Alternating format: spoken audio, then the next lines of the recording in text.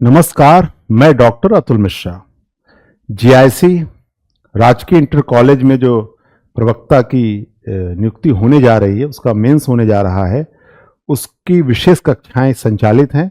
इसके अंतर्गत हम लोग निबंध को देख रहे हैं। समय कम है तो इसलिए एक रेखाचित्र, एक आउटलाइन बनाया जा रहा है ताकि आप निबंध के पेपर को अच्छा कर सकें। कल इसके पहले जो क्लास हुई थी उसमें हम लोगों ने देखा था कि निबंध क्या होता है, क्यों लिखा जाता है और कैसे लिखा जाना चाहिए। तो कल हम लोगों ने बेसिक बातें की थी और विस्तार से इसे समझा था। आज दूसरे लेक्चर में हम लोग यह देखने जा रहे हैं कि जो 6 खंड हैं, हर एक खंड पर हम लोग चर्चा करेंगे। तो आज का जो पहला खंड है, जहां से निबंध लिखना है और आपके पास ये पूरी सहूलियत है, स्वेच्छा है कि 6 खंडों में से कोई एक खंड का आप चुनाव करें।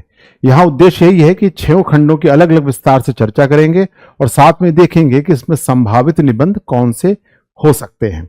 कल की क्लास के आधार पर अगर आज किसी विद्यार्थियों ने लिखा हो तो वो मुझे भेज सकता है। अब देखें, पहला खंड है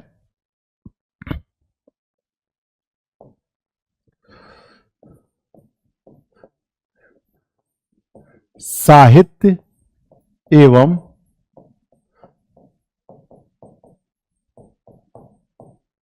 संस्कृति। साहित्य एवं संस्कृति, ये पहला खंड है और मुख्यतः जो भी निबंध लिखे जाते हैं उसके पहले हिस्से में साहित्य को जरूर पूछा जाता है, क्योंकि आप हिंदी प्रदेश में हैं, हिंदी भाषा का ये सामान्य हिंदी का पेपर है, इसलिए सबसे इंपॉर्टेंट निबंध में साहित्य को माना जाता है। मुख्यतः अगर इस निबंध के जो साहित्य में हम देख सकते हैं कि 3 तरह के निबंध पूछे जाने की संभावना रहती है। या साहित्य का जब हिस्सा हम करें, फिर अभी हम आएंगे कि साहित्य क्या होता है, लेकिन उसके पहले थोड़ा सा समझ लें कि इसमें से किस तरह के निबंध पूछे जा सकते हैं। इसके पहले भी आज से 3-4 साल पहले जब जीआईसी मेंस हुआ था तो उसका भी एक निबंध पे बहुत विस्तार से एक वीडियो है, इसका लिंक हम दे देंगे। उसमें भी हम लोगों ने इस विषय पे अलग से चर्चा की थी। बहरहाल संक्षेप में अगर कहें तो साहित्य से जो निबंध हैं वो 3 तरह से पूछे जाते हैं। यहां आपको बता दें कि जो पीसीएस की परीक्षा होती है वो भी लोक सेवा आयोग करा रहा है, और ये जो परीक्षा है जीआईसी की वो भी लोक सेवा आयोग करा रहा है। अब अंतर क्या है कि पीसीएस में 9 खंड हैं और इसी 9 खंडों को कम करके जीआईसी परीक्षा में 6 कर दिया गया है। ज्यादा अंतर नहीं है, आयोग वही है, ठीक। जाहिर सी बात है कि जो परीक्षा का पैटर्न है वो मिलता जुलता है, तो बस क्योंकि जीआईसी मुख्य परीक्षा को देखते हुए उन्होंने 9 की जगह 6 खंड कर दिए हैं। इसलिए जो पेपर की जो नेचर है, निबंध के पूछे जाने का नेचर है, वो लगभग पीसीएस से मिलता जुलता है। पिछली बार भी जो हम लोगों ने डिस्कशन किया था और जीआईसी मेंस में जो निबंध आए थे वो भी जो आधारित होते हैं वो पीसीएस में आए निबंधों पर आधारित होते हैं। उसी के आधार पर हम यहां पर एक चर्चा कर रहे हैं। अब देखिए, साहित्य को हम लोग 3 हिस्सों में कर सकते हैं।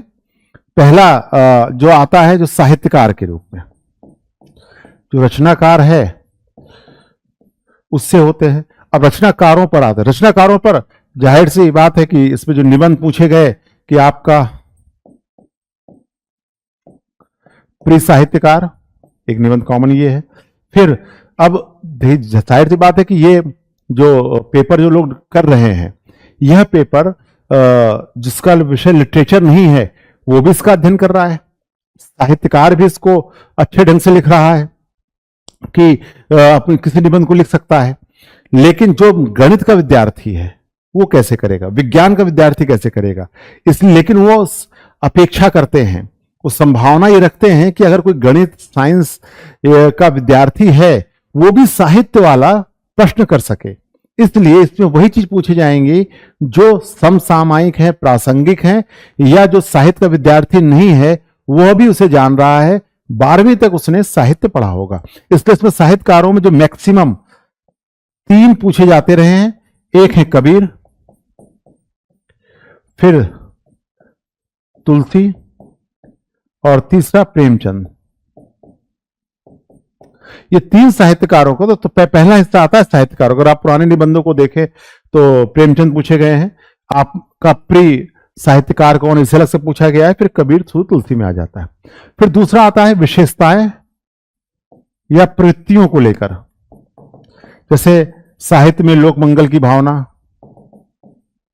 इसको कह सकते हैं, या हिंदी साहित्य में तुलसी कबीर, किसी में से वो पूछ सकते हैं। आज के दौर के सिख सामाजिक चेतना का हो सकता है, सामाजिक न्याय, सामाजिक चेतना, नारीवाद या नारी की स्थिति, इन सबको लेकर आता है। तो इसमें ये पहला हिस्सा है साहित्य को लेकर।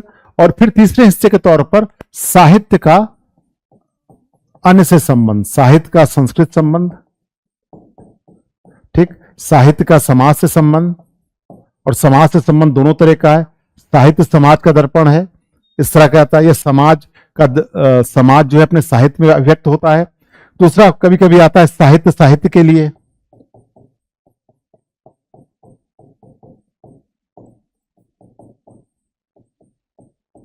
तो ये पहले हिस्से में हमें इन तीन तरह से तैयार करना चाहिए। मेरा मानना है जब आप सामान्य हिंदी पढ़ते ही हैं, परीक्षा तैयारी करते ही हैं, तो इन तीन में से एक साहित्यकार को अच्छी तरह से आपको तैयार करके रख लेना चाहिए। और अगर साक्षात्कार के लिए भी जरूरी होता है कि आपका एक प्रिय साहित्यकार हो, एक साहित्यकार दोनों में कॉमन हो, कोई एक तैयार करके हमें रखना चाहिए कि मान लिया आगे के खंड आपके अनुकूल नहीं हुए तो आप इसमें से एक चुनाव कर सकते हैं। अब देखिए थोड़ा सा कि जैसे कल के हमने देखा था, जो कल का लेक्चर था उसमें, कि आपको भूमिका जो होती है कि मतलब विषय वस्तु की जो पकड़, जो पहला हिस्सा होता है उसका मैं कहता है टेक्निकल जानकारी सही होनी चाहिए। जैसे जो परिभाषा है वो स्पष्ट होनी चाहिए। विषय जैसे जैसे साहस जहां सिद्धता हुई, तो साहस का मतलब क्या हुआ ये क्लियर होना चाहिए। अगर आप कहें कि विकसित भारत, तो विकसित होने का मतलब क्या होता है।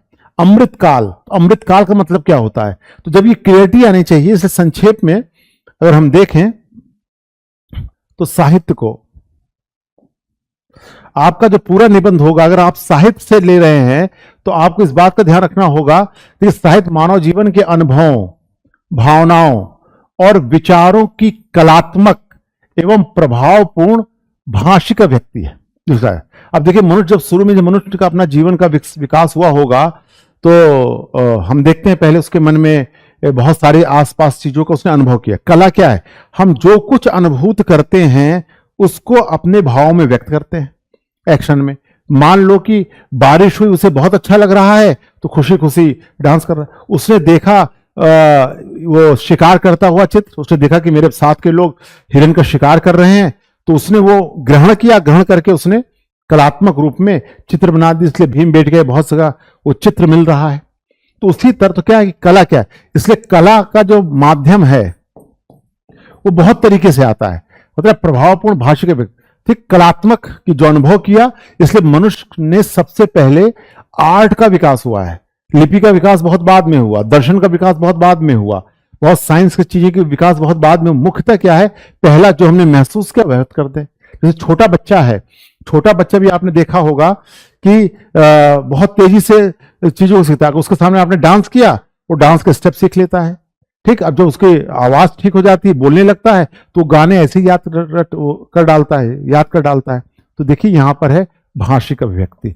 इसलिए हम जीवन के जो अनुभव कर रहे हैं, आपने अनुभव किया, उसके आधार पर जो भावना आई, और भावना और उसके साथ विचार सीधे नहीं व्यक्त कर देना। साहित्य जो सीधे व्यक्त नहीं करता।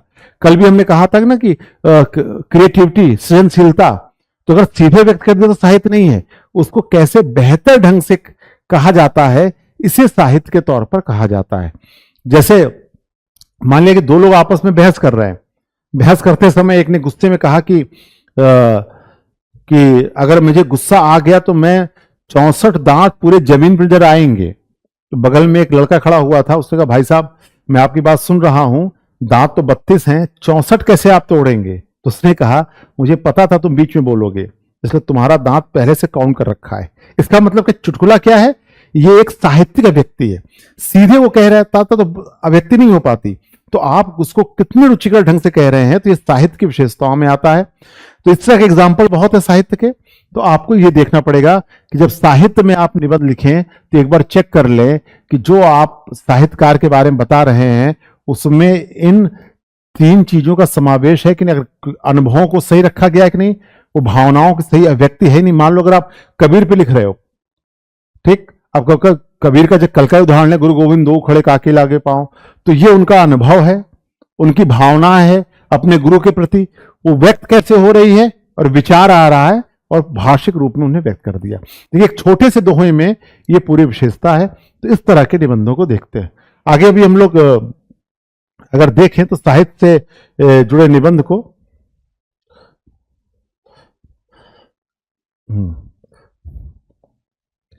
अब देखिए इस तरह के जो अब निबंध में देखें, जैसे कल निबंध की चर्चा में था कि प्रासंगिकता होना जरूरी है। ये जो महत्वपूर्ण हिस्सा है ये निबंध के छांटने में इंपॉर्टेंट बना देता है, तो बाकी विशेषता है। तो हम साहित्य से जुड़े वही निबंध आएंगे जो प्रासंगिक। इसमें सबसे ज्यादा चर्चा कृत्रिम बुद्धिमत्ता की है, इसलिए आप निबंध तैयार करते समय साहित्य से जुड़े निबंध में कृत्रिम बुद्धिमत्ता को जरूर लेना चाहिए। तो कृत्रिम बुद्धिमत्ता के युग में साहित्य का भविष्य पूरे तरफ सिर्फ एआई की चर्चा है।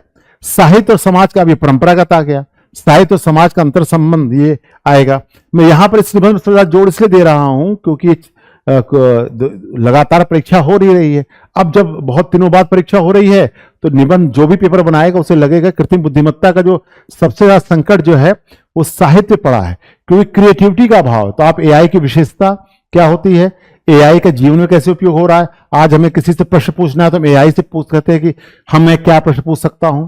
ठीक, किसी को अगर अपनी भावना व्यक्त करना है मैं उससे मिलकर कहूंगा क्या, एआई से पूरा।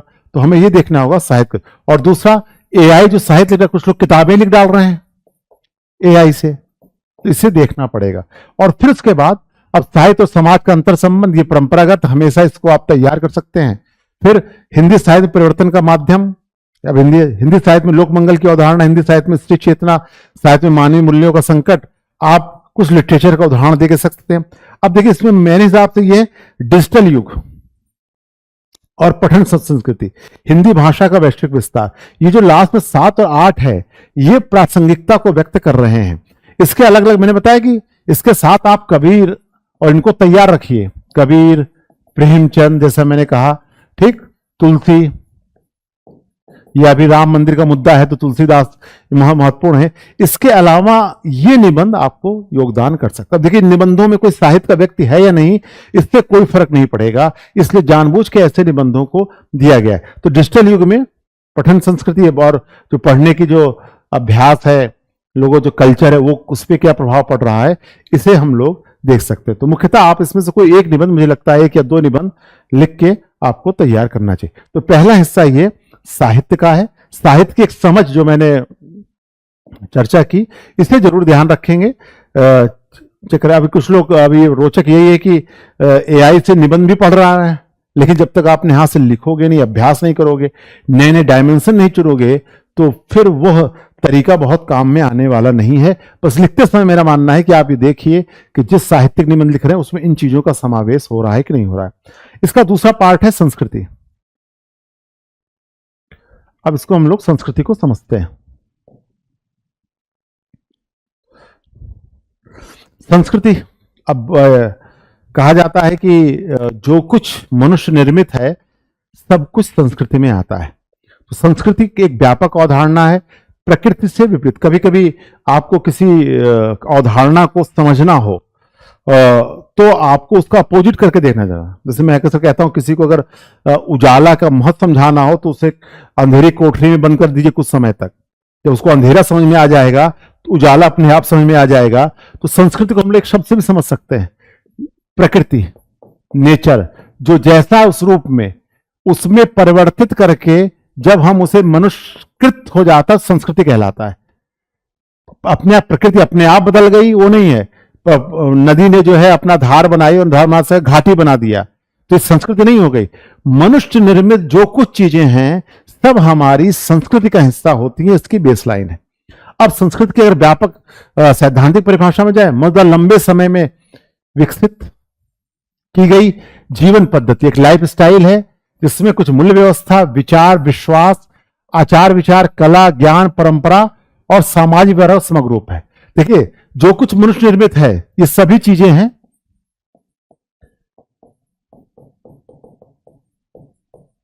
जो मनुष्य निर्मित है। तो ये मनुष्य निर्मित चीजों को हम लोग संस्कृति के अंतर्गत रखते हैं। तो संस्कृति में क्या आ गई, इतनी चीजें आ गई।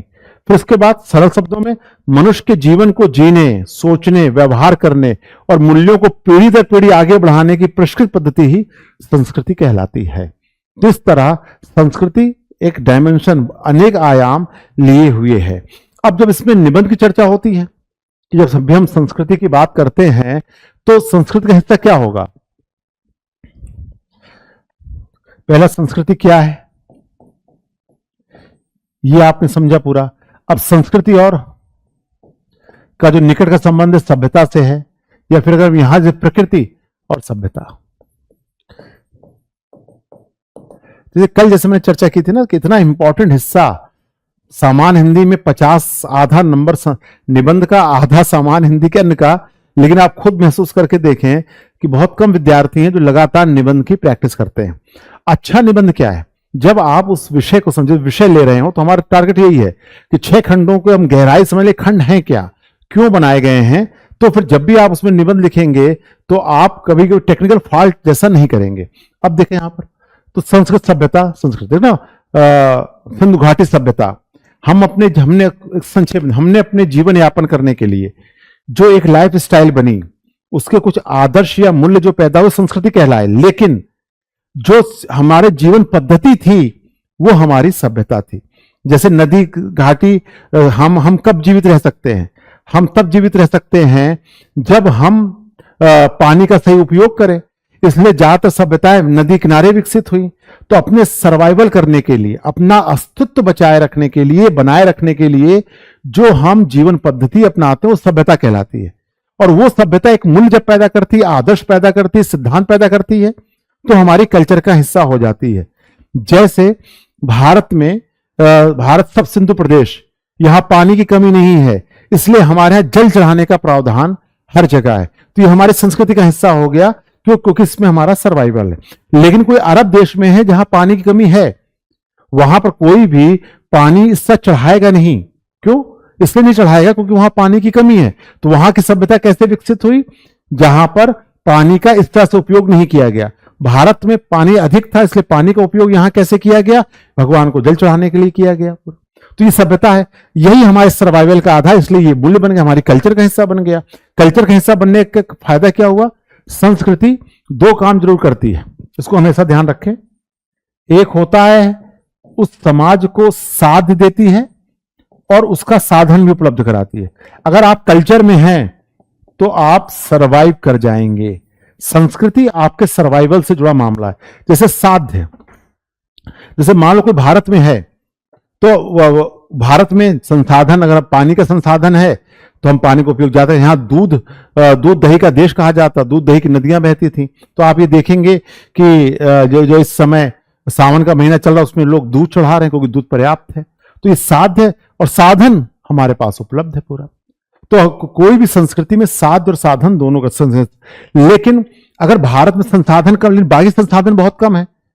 जैसे यहां पॉपुलेशन बहुत ज्यादा है, तो हर आदमी उपभोक्तावादी मूल्य में नहीं जी सकता कि सबके पास कार बंगला हो। तो यहाँ की जो कल्चर में क्या आया? सादगी संयम आया। लेकिन कोई भारत में रहे और कल्चर अमेरिका का अपना ले, उपभोक्तावादी culture, use and throw culture, तो भारत के लिए में सर्वाइवल कठिन हो जाता है। इसलिए जैसा देश वैसा भेष संस्कृति कहलाता है। तो संस्कृति की मूल अवधारणा ये जो हमने चर्चा की, उसका लाभ क्या? अब कोई भी निबंध लिखें तो आप ये देखिए जिससे कर रहे हो क्या संस्कृति साध और साधन दोनों को सिद्ध कर रही है। संस्कृति क्या है? जीवन जीने, सोचने, व्यवहार करने और मूल्यों की पीढ़ी दर पीढ़ी आगे बढ़ने की परिष्कृत पद्धति है जो हर बार अपडेट हो रही है। अगर अपडेट नहीं हुई तो रूढ़ियां हो जाएंगी। सती प्रथा हमारे कल्चर नहीं थी, रूढ़ियां थी। ठीक, घूंघट करना हमारी रूढ़ियां थी, कल्चर का हिस्सा नहीं थी। परिष्कृत होते होते संस्कृति कहलाती है। तो ये दूसरा हिस्सा संस्कृति के तौर पर आता है। अब देखते हैं इसमें से संभावित निबंध जो है संस्कृति में क्या बन सकते हैं।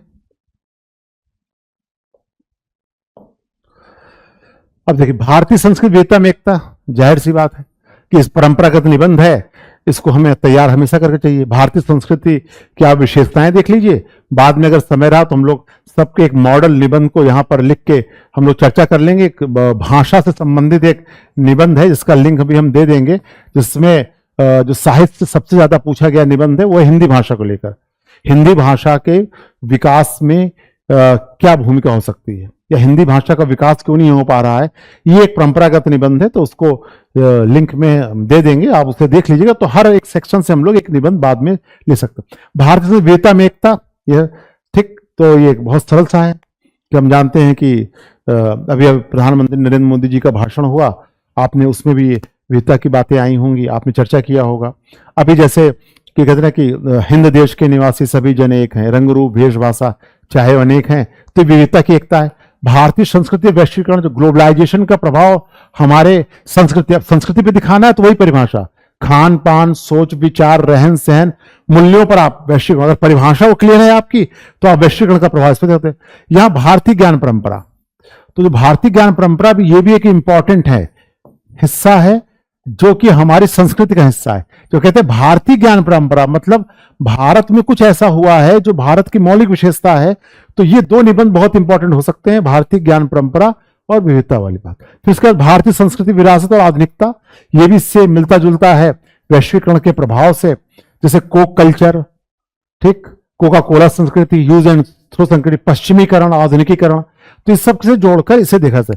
नई पीढ़ी भारतीय संस्कृति मूल्य, अब एक नई डिबेट हमेशा ही बनी रहती है, जो भारतीय सांस्कृतिक मूल्य हैं वो नई पीढ़ी के साथ क्या है। फिर एक अगला हिस्सा आ जाता है सांस्कृतिक राष्ट्रवाद और भारतीय बहुलता। सांस्कृतिक राष्ट्रवाद ये कि जो इस समय प्रदेश और केंद्र में सरकार चल रही है, उसका जो मूल सिद्धांत है सांस्कृतिक राष्ट्रवाद है। यह सिद्धांत कहता है कि एक संस्कृति ही देश का विकास कर सकती है, संस्कृति ही पूरे राष्ट्र को एक सूत्र में बांध सकती है। यह सिद्धांत सांस्कृतिक राष्ट्रवाद कहलाता है। इसका मानना है कि हमारी एकता का आधार सांस्कृतिक होता है, तो सांस्कृतिक मूल्यों को बढ़ावा देकर हम राष्ट्रवाद की स्थापना कर सकते हैं। अब इसके आधार पर आप देखें कि अभी जो बिल, मानसून सत्र में जो बिल पारित हुआ है, उसमें जो वंदे मातरम का जो है, उसके पीछे लॉजिक क्या है, वो लॉजिक यही है कि ये हमारे संस्कृति का हिस्सा है। तो यहां देखिए, मानसून सत्र में अभी जो खत्म हुआ, उसमें वंदे मातरम बिल पारित हुआ, ठीक। जो सरकार काम कर रही है, उसका जो सिद्धांत है, वह राज्य और केंद्र में जो सरकार है, जो पॉलिसी बना रही है, वो इस सांस्कृतिक राष्ट्रवाद पर भरोसा करती है। फिर तीसरा, अगर आपने देखा कि पहली बार लाल किले से राष्ट्रगान का गायन हुआ, वंदे मातरम, तो इसलिए ये इंपॉर्टेंट हिस्से के तौर पर आ सकता है। तो भारतीय ज्ञान परंपरा, सांस्कृतिक राष्ट्रवाद और भारतीय बहुलता, इनको लेकर ये निबंधों की चर्चा हो सकती है। तो ये जो पहला पार्ट है, जिसमें हम लोगों ने अलग अलग विस्तार से चर्चा की है, तो अगर कंपाइल करें तो आपको सांस्कृतिक राष्ट्रवाद का, भारतीय ज्ञान परंपरा और भारतीय संस्कृति की जो विविधता, अगर आपने इसको हल्के से तैयार कर लिया है, और जो इसकी परिभाषा है,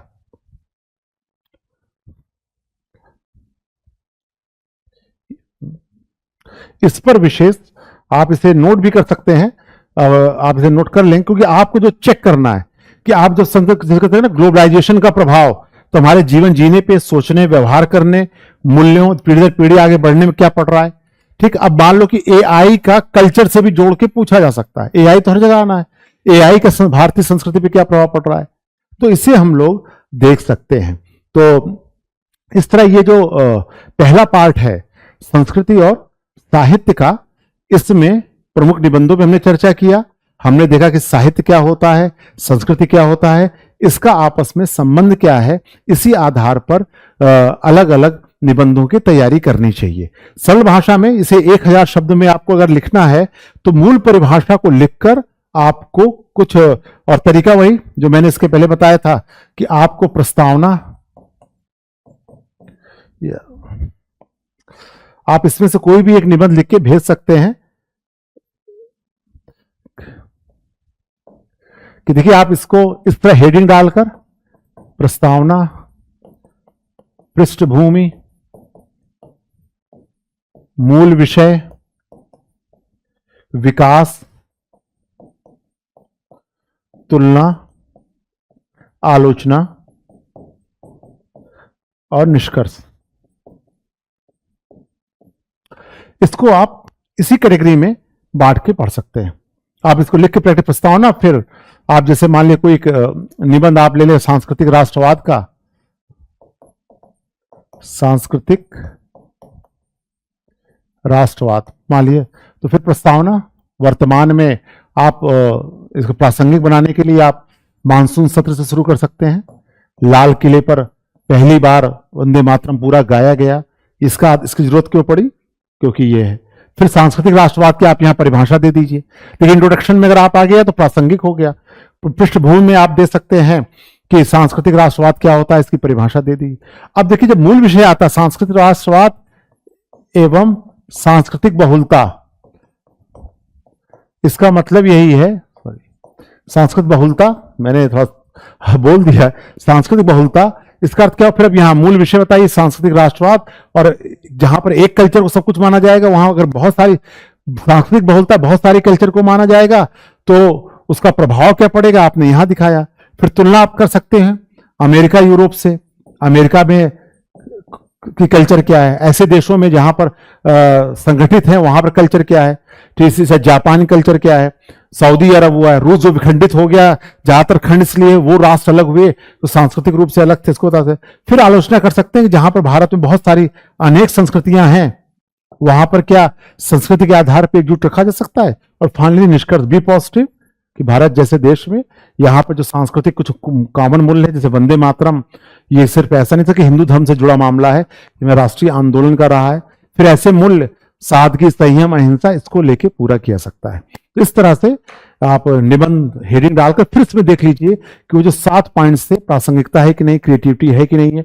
इसमें एक दो है, जैसे मैंने इसमें हिंद देश के निवासी एक कोई गीत आपने दे दिया, कोई कविता आपको याद आ रही है, उसको भी आप अलग अलग ढंग से लिख दे सकते हैं। ठीक, तो ये पहला पार्ट है। कल दूसरे पार्ट में हम लोग, तीसरे पार्ट में हम लोग जो दूसरा हिस्सा है राष्ट्रीय योजनाओं का, उसको देखेंगे। फिर मिलते हैं। धन्यवाद।